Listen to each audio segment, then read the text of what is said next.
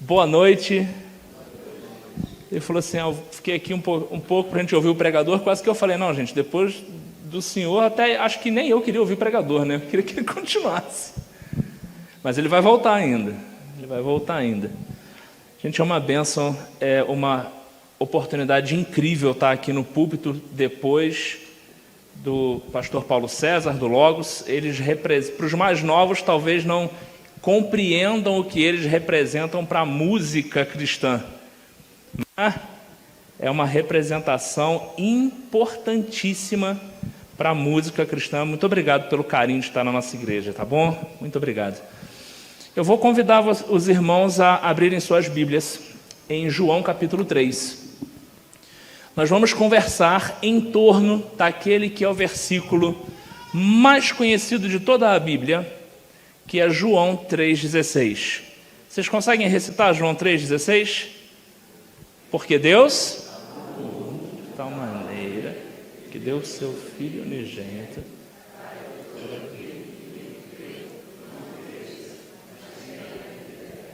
Pronto. Acredito que seja esse o versículo mais conhecido de toda a Bíblia. São aqueles, o versículo normalmente que toda criança de manhã, quando a gente vem colocar pedir para que eles recitem um versículo, normalmente é por aí, né? E eu costumo falar no nosso Crescer, que é a nossa escola bíblica dominical, sobre esse tipo de versículo importantíssimo, mas que pela muita repetição e pelo muito conhecimento, nós acabamos passando por cima deles, às vezes rápido demais, nas nossas leituras. Acontece com vocês ou só comigo? Quando eu estou lendo a Bíblia no meu devocional e às vezes eu me deparo com uma história que é muito conhecida, já foi lida e relida, a gente acaba passando um pouquinho mais rápido por ela. E aí, às vezes, a gente está perdendo o entorno daquela história, a gente está perdendo alguma coisa bem especial que está guardada ali. O que está acontecendo no entorno desse versículo de João 3,16 é uma conversa entre Jesus e Nicodemos. Nicodemos era um homem que conhecia muito bem a religião judaica. Mas na conversa que que iniciou com ele no versículo 1 ali do capítulo 3, Nicodemos não estava entendendo muito bem. Porque Jesus estava falando de uma coisa muito anormal para a mente de Nicodemos presa àquela religiosidade. No versículo 3, Jesus vai falar para Nicodemos o seguinte: digo-lhe a verdade, ninguém pode ver o reino de Deus se não nascer de novo. Isso confundiu a cabeça de Nicodemos.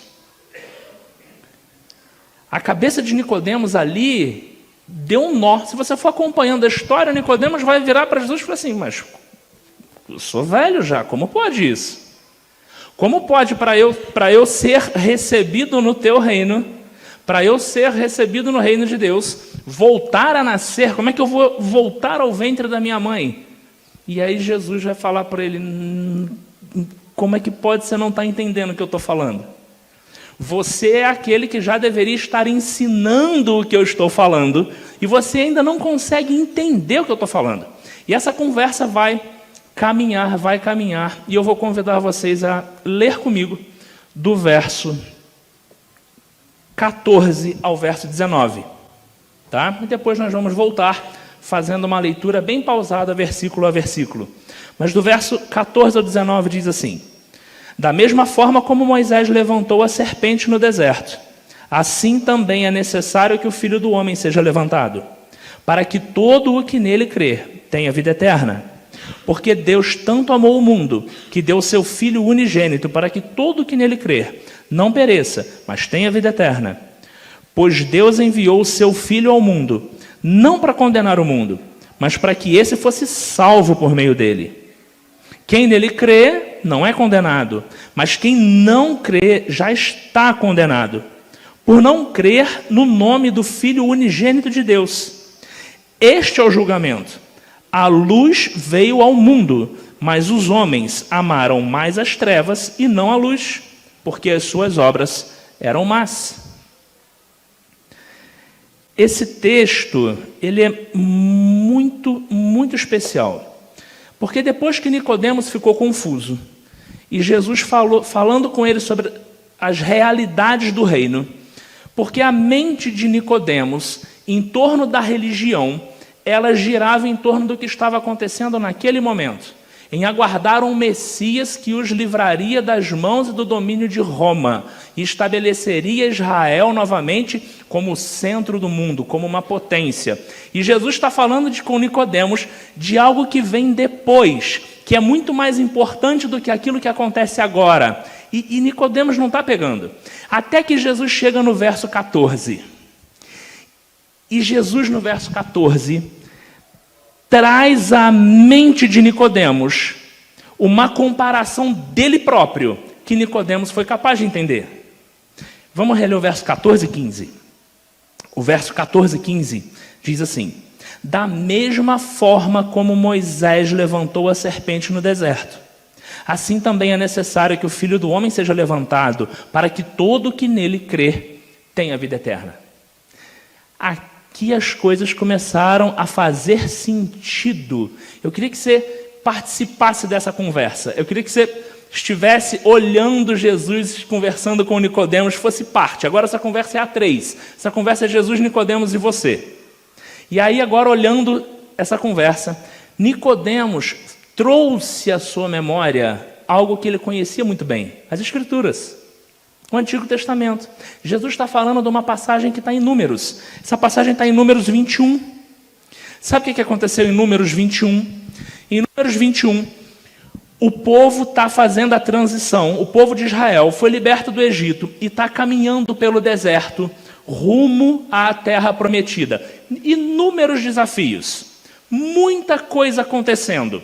Mas aqui, propriamente dito, eles tinham acabado de passar por uma cidade onde as águas eram amargas, elas eram impróprias para consumo, e Deus as tornou próprias ao consumo, e eles continuam andando, são atacados por um rei, e eles têm vitória nessa batalha.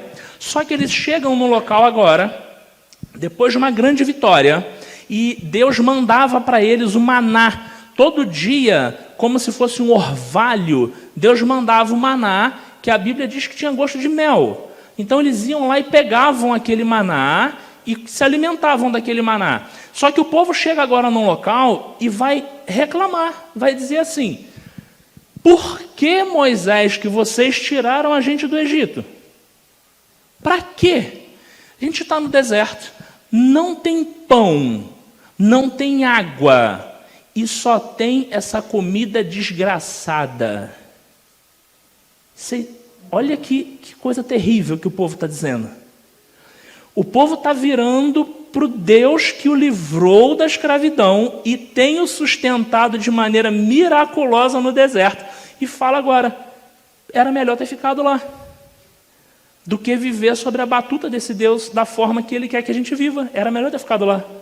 Então, a partir disso, Deus permite que serpentes venenosas entrem em meio ao povo, piquem o povo de Israel, e o povo começa a morrer por causa daquelas serpentes venenosas. E aí o povo corre: Moisés, a gente pecou contra você, pecou contra Deus, e agora faz o quê? E aí, resultado da ópera, Moisés fala para eles: olha, Deus mandou fazer uma serpente de bronze. Ele vai e faz uma serpente de bronze, levanta num poste aquela serpente de bronze e diz: olha, agora todos aqueles que passarem, forem picados e olharem para essa serpente de bronze, não vão morrer. Quando Jesus falou da serpente de bronze, Nicodemos lembrou de toda essa história. Assim, ó, bem rápido. Aquilo veio à memória dele. Mas o que Jesus estava trazendo para Nicodemos? Nicodemos, da mesma forma que aquele povo no deserto se virou contra um Deus que estava se mostrando disposto a levá-los à libertação, o ser humano se virou contra esse mesmo Deus. O ser humano vira para esse Deus que é ansioso em salvar e diz: não, eu prefiro o Egito. Eu não quero viver como tem que viver, eu não quero viver sobre a sua batuta. Eu quero viver como vive-se no mundo. E aí vem essa cobra, que é o pecado, e pica. E quando nós rejeitamos Deus e vamos à vida no mundo, estamos suscetíveis ao pecado, e o pecado pica. E o pecado faz o quê? Mata. E o pecado mata. A Bíblia diz claramente em vários textos, o pecado mata, não é só nesta vida, mas ele mata aquilo que deveria não morrer, que é a sua alma. Mata no sentido de afastá-lo eternamente de Deus. Então, fazendo essa comparação, agora que esse pecado me atinge e tem a capacidade, pelo seu veneno, de me matar eternamente, Jesus é levantado no madeiro. E como Jesus é levantado no madeiro, e eu olho para ele, e eu creio nele, e eu digo para ele, eu aceito, eu não quero, eu me arrependo, eu não quero mais viver fora, não quero mais viver no mundo. Sabe o que é interessante? Lá em Números, naquela história, quando o povo pede perdão e Deus os responde com aquele movimento da serpente de bronze, as cobras não pararam de picar. O texto não diz que as cobras foram embora e nunca mais picaram o povo. As cobras continuaram picando o povo de Israel. Eles continuaram sentindo dor, continuaram sofrendo com as picadas das cobras. Porque uma vez que eles rejeitaram a Deus, se tornaram suscetíveis a isso. Só que agora elas não têm mais poder de matar. E a nossa relação no mundo de pecado é a mesma coisa. Estamos todos no mundo de pecado por conta de sermos seres humanos. E estamos suscetíveis às picadas. Porque o pecado continua picando. O pecado continua fazendo mal, continua machucando. O Tiago fez uma pergunta de manhã, o pastor Tiago fez uma pergunta de manhã, e eu acho que é uma pergunta que todo pastor que passar aqui e fizer, a resposta é unânime. Quem aqui faz coisas que tem certeza absoluta que não deveriam ser feitas, e depois se envergonha delas, pede perdão a Deus, promete que nunca mais vai fazer, como uma criança fala para o seu pai, e dali a um dia, 2 ou talvez até poucas horas depois, volta e faz a mesma coisa e sofre tudo de novo? Só eu, gente, também? Tiago, acho que só eu e tu, irmão. Só eu e tu. Parar de contar derrota aqui, né? Porque não está dando certo, não. Mas pensa comigo. Isso tudo vem à mente de Nicodemos, e Nicodemos agora está com a sua mente aberta a entender o que Jesus está falando, porque fez sentido para ele. E Jesus termina essa partezinha do versículo 15, dizendo: olha, Nicodemos, não tem mais a ver com vida material que eu estou te falando. Não tem mais a ver livrar da morte material que eu estou te falando. Porque, da mesma forma que aqueles olhavam com fé para aquele local e não morriam, agora os que olham para mim, os que olham para Jesus com fé, vivem eternamente. Transcenda isso aqui que você está vendo. Evangelho não é só para isso. Transcenda isso. É isso que ele está falando para Nicodemos. E aí a mente de Nicodemos começa a funcionar. E ele chega ao verso 16. E ele chega ao verso 16 dizendo: porque Deus... Deixa eu te falar algumas coisas diferentes daquilo que o mundo tem falado. Existe um Deus. Primeira coisa que eu queria te falar do verso 16 é que existe um Deus. Fábio, eu não acredito. Ele continua existindo. Fábio, isso é coisa da sua religião. Ele existe para mim e existe para você. Tem um texto em Filipenses, no capítulo 2, que diz que um dia, todo ser humano não, tudo o que há, confessará Jesus Cristo como o Senhor. Tudo. Tudo. Independente de acreditar nele ou não. Independente da religião. Tudo. Esse Deus que é soberano. Existe um Deus que é soberano. O que é um Deus soberano? Ele é um Deus que não precisa de nada nem ninguém, governa tudo. Nada acontece sem que ele tenha permitido. Nada. A história está na mão dele. Tudo é dele, é para ele e é por ele.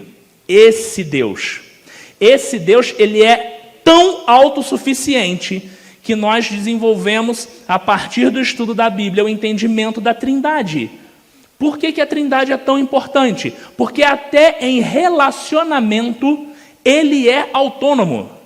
Ele não precisa de mim, nem para ter companhia.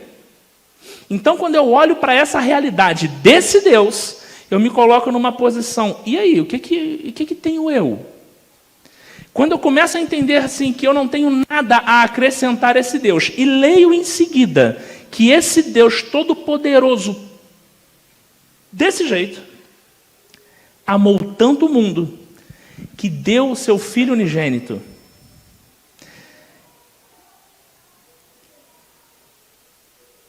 Uma coisa que tem que ficar muito clara sobre esse deu o seu Filho unigênito, Jesus, é que ele é um presente.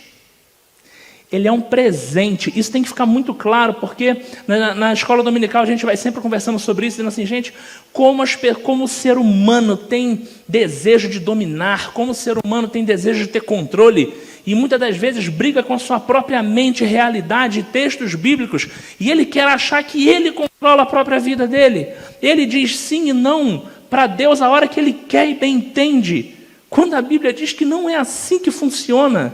A Bíblia diz assim, olha, esse Jesus que salva, ele é um presente dado a nós desde a fundação do mundo, antes da fundação do mundo. Isso é isso em 1 Pedro, no capítulo 1, que Cristo na cruz nos foi dado como um presente antes que o mundo fosse mundo.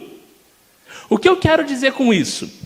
Não importa se você é bom ou mal, não importa se você dá o dízimo, não importa se você é um bom pai de família, se você é uma pessoa honesta, não importa.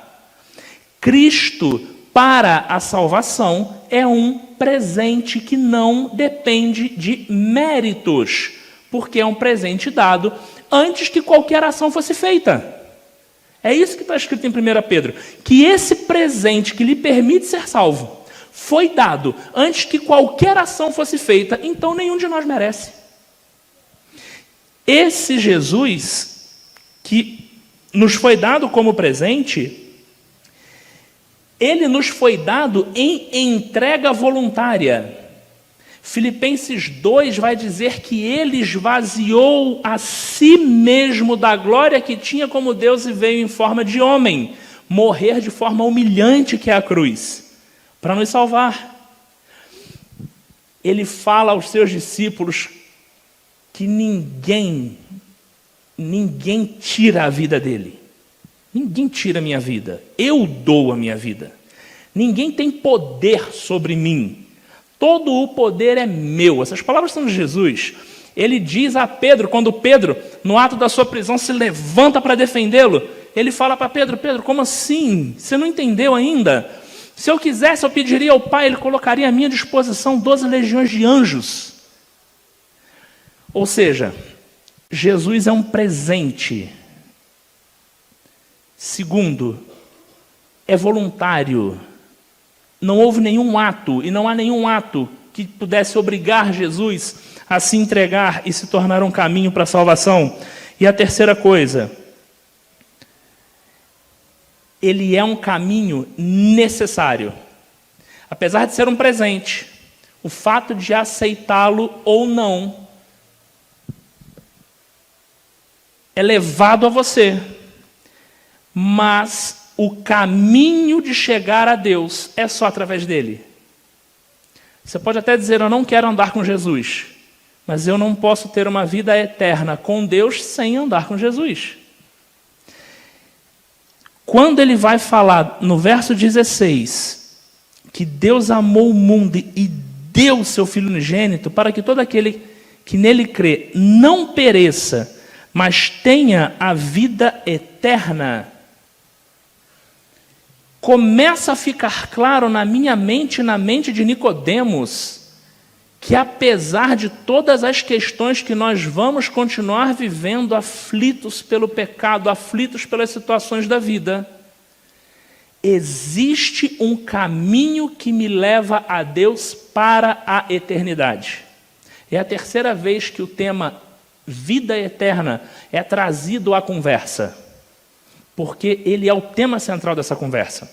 Nos versos 17 e 18, vamos no verso 17.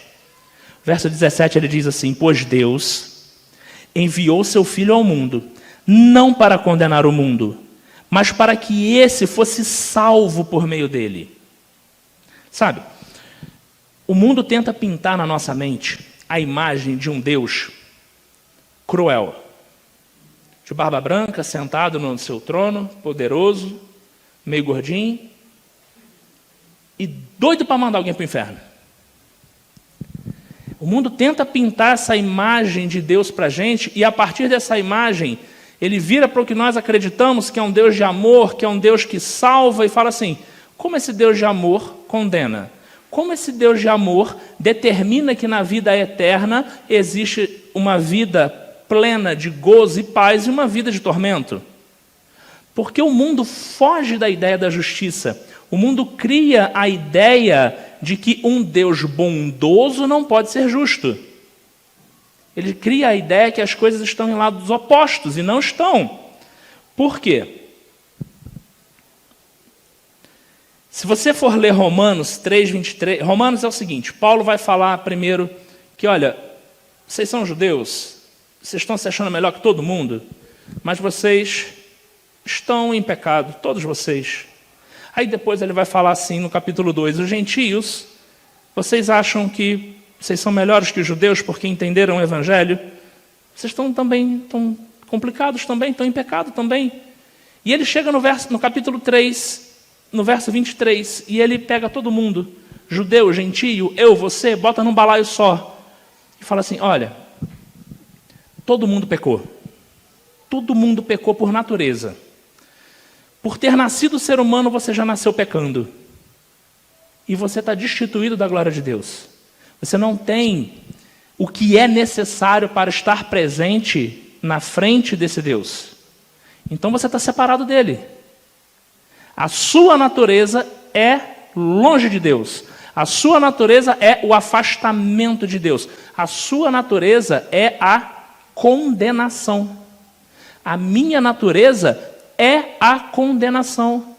Porque quando eu entendo que a minha natureza é caminhar para a condenação, eu passo a entender que todo esse ato que Jesus está explicando a Nicodemos é um ato de extrema misericórdia, que todos nós deveríamos ser condenados na eternidade, mas ele oferece um caminho para que, por misericórdia, sem nenhum merecimento, sem que nenhum de nós nos tornemos bonzinhos ou merecedores, possamos estar lado a lado com Deus na eternidade. Você entende a beleza disso? Você entende como é bonito a misericórdia de Deus? E ele continua falando disso no verso 18, quando ele diz assim: quem nele crê não é condenado, mas quem não crê já está condenado, porque não crê no nome do Filho unigênito de Deus. Ele só dá uma continuidade ao verso 17, dizendo: Fábio, não quero saber de Jesus, quero viver minha vida, quero andar por aí, quero ser livre. Quem já ouviu isso? Eu não quero esse tipo de compromisso, eu quero ser livre.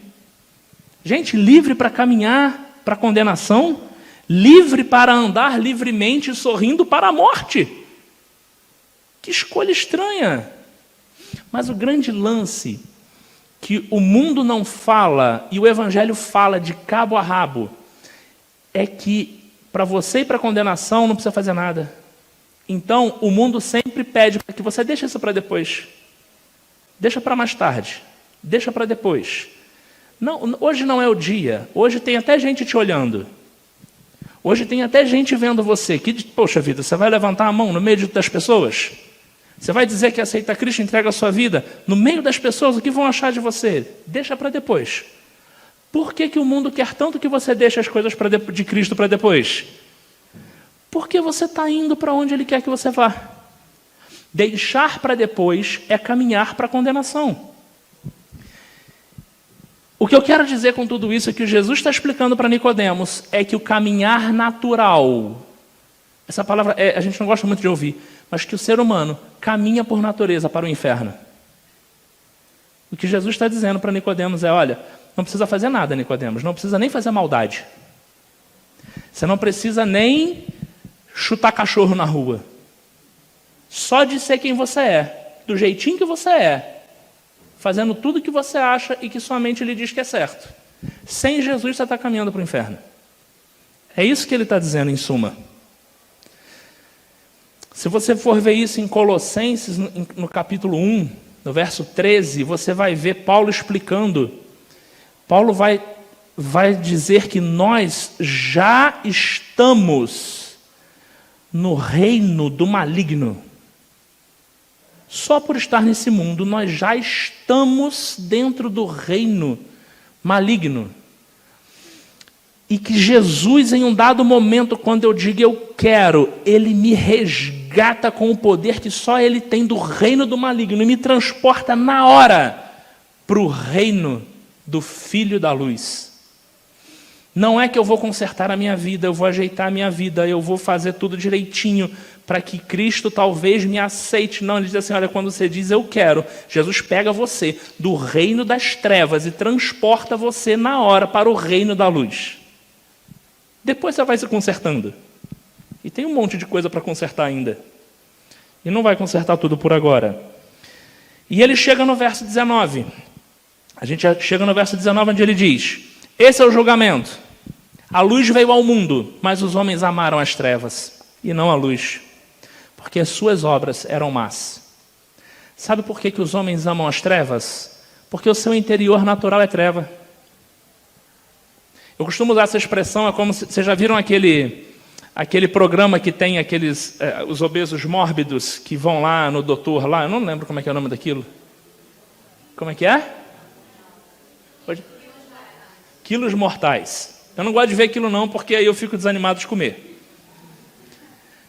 Mas olha que interessante, repara uma coisa, você já viu que ninguém fica daquele tamanho todo sozinho?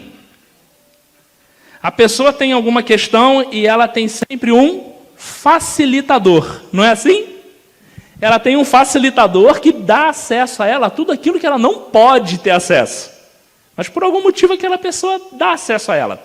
Gente, ser humano naturalmente pecador é como pegar uma pessoa dessa obesa mórbida que o médico falou, se você continuar comendo você vai morrer. Você pega ela, bota dentro de uma loja de doce e diz para ela assim, você não precisa nem levantar, está tudo pago e eu te entrego na boca o que você quer comer.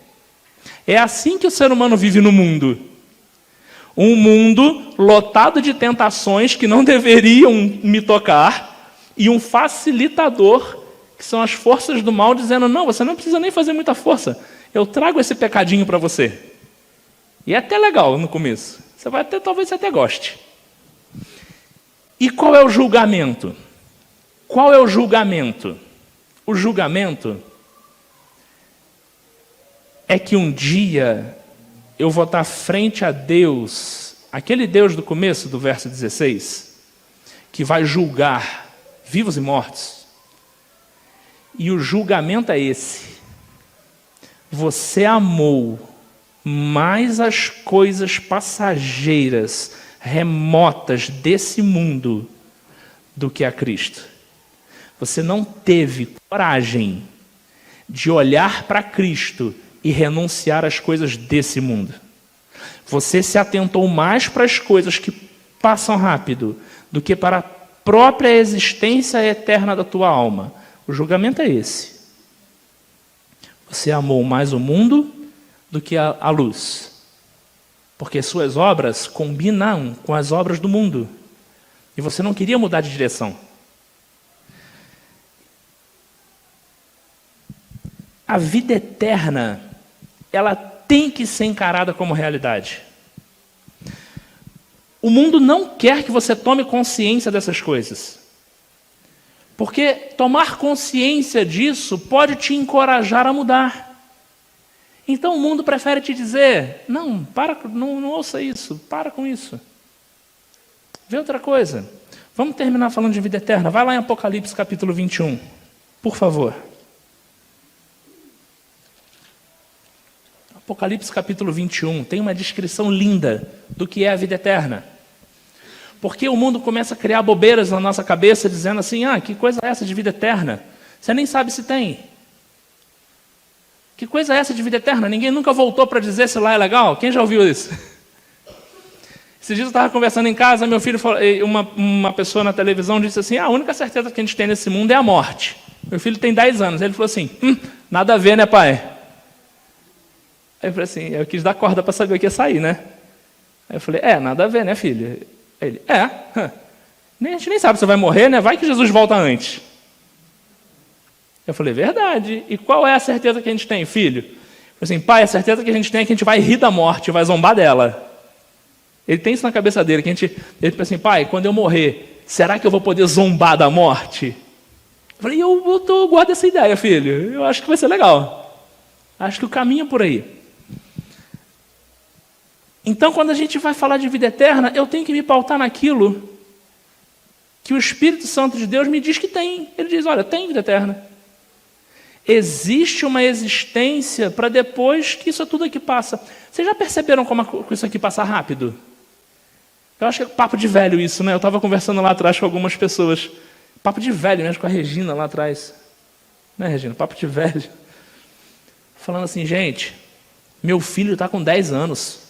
Parece que eu dormi ontem, com 15, 16 anos, saindo com meus colegas depois da igreja para ir para algum lugar comer alguma coisa, e acordei e tenho um filho de 10 anos.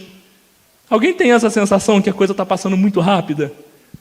Gente, muito rápido. Às vezes eu estou no corredor, alguém fala assim, pastor, e eu continuo andando. Eu falo assim, deve estar chamando Tiago. Gente, como a coisa passa rápido. E como a gente consegue dar tanto valor a essas coisas que passam tão rápido. E deixamos para lá aquilo que nunca vai passar, que é a eternidade. E a Bíblia nos dá a ideia do que é a eternidade. Em Apocalipse 21, ela fala assim, olha, Apocalipse 21, a partir do verso 1, fala assim, então eu vi, João dizendo na sua visão, então eu vi novo céu e nova terra. O primeiro céu e a primeira terra passaram, e o mar, ou seja, essa confusão da vida, já não tem mais. Eu vi a cidade santa, a nova Jerusalém, que descia dos céus da parte de Deus, preparada como uma noiva adornada para o seu marido. Ouvi uma forte voz que vinha do trono e dizia, agora o tabernáculo de Deus está com os homens. Quem é o tabernáculo de Deus? Jesus. O que ele está dizendo é, agora está se cumprindo tudo aquilo que os pregadores falaram para você. Agora você está vendo a nova Jerusalém vindo, essa nova sociedade vindo, e Jesus está com os homens, com os quais ele viverá. Eles serão seu povo. O próprio Deus estará com eles e será o seu Deus. Ele enxugará dos seus olhos toda a lágrima. Não haverá mais morte, nem tristeza, nem choro, nem dor, pois a antiga ordem já passou. Tudo isso já passou. Sabe as picadas de cobra? Agora elas já passaram. Agora elas não têm mais efeito, agora elas não machucam mais. E se você está muito machucado, gente, eu não estou dizendo para você que vai ser Pedro que vai te receber. Gente, Jesus, o próprio Deus, vai te chamar e enxugar teu olhinho e dizendo assim, calma, passou. Agora você está comigo. Agora você não vai viver um tempinho comigo e vai voltar, não. Não tem mais para onde voltar. Agora acabou essa história. Agora você vai viver comigo. E vai viver comigo para sempre. E aí ele continua dizendo assim: aquele que está assentado no trono disse: estou fazendo nova todas as coisas. E acrescentou: escreva isso, porque essas palavras são verdadeiras e dignas de confiança. Disse-me ainda: está feito. Eu sou o alfa e o ômega, o princípio e o fim. A quem tiver sede, eu darei de beber gratuitamente da fonte da água da vida. O vencedor herdará tudo isso, e eu serei o seu Deus, e ele será o meu filho. Essa é a vertente da eternidade para quem em algum momento parou de caminhar para onde estava caminhando normalmente. Essa é a vertente da eternidade, essa é a existência para aqueles que em algum momento recusaram a sua própria vida nesse mundo e pegaram uma saída. Só que o caminho reto, o caminho fácil, o caminho que não precisa de decisões, o caminho natural, está no versículo 8. E a Bíblia não esconde. E Deus não maqueia. Deus não faz um papo coaching. Deus joga a real. Diz assim: olha, vai ser um prazer estar com você na eternidade. Desse jeito. Mas infelizmente, você pode não querer. Você pode dizer assim: agora não. Vou deixar isso para depois, e talvez não dê tempo. E no verso 8 ele diz assim: olha, mas os covardes, os incrédulos, depravados, assassinos, os que cometem imoralidade sexual, os que praticam feitiçaria, os idólatras e todos os mentirosos, o lugar deles será no lago de fogo que arde com enxofre. E essa é a segunda morte. E nós estamos ouvindo muito pouco dos nossos púlpitos que existe inferno, que existe uma eternidade afastada definitivamente de Deus. E existe um momento onde não haverá mais chance. E nós temos que ouvir isso, porque isso tem que ser alarmante. Deus quer salvar quando? Agora. Deus quer salvar agora. O mundo tenta confundir a mente dizendo que Deus quer jogar as pessoas nesse verso 8 e esquece de mostrar 7 versos lindos, onde ele tenta te mostrar que vai ser muito bom. E tudo isso tem que dar sentido ao começo da conversa, lá em João 3, quando Jesus diz para Nicodemos assim: ninguém pode ver o reino de Deus se não nascer de novo. Porque lá no verso finalzinho do verso 8 de Apocalipse, quando ele diz: os mentirosos também ficam de fora. Ele engloba todos nós, você entende? Que por tipo de vida, ninguém vai entrar. Porque quando ele bota ali, ele vai enumerando, eu fico todo contente, que eu falo assim: não, isso eu não sou. Opa, tiquei também. Tiquei também. Só que no final ele bota assim: e os mentirosos? E aí a gente fica meio doído e fala: meu Deus do céu, por mim mesmo não dá para entrar. E aí o que se aceita é que se eu olhar para aquele que foi levantado no madeiro, como uma serpente um dia foi levantada no deserto, essa morte eterna que foi falada no verso 8 de Apocalipse 21, não me alcança, porque eu peguei outro caminho.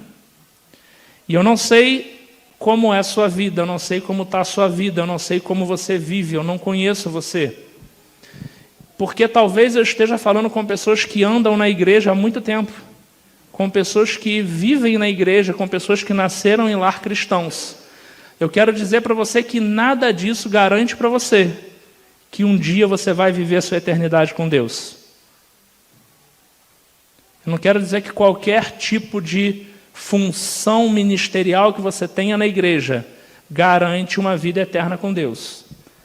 Só há uma maneira de viver com Deus: entregando a sua vida nesta terra para Cristo e começar a viver tudo aquilo que foi listado no capítulo 21 de Apocalipse, desde já.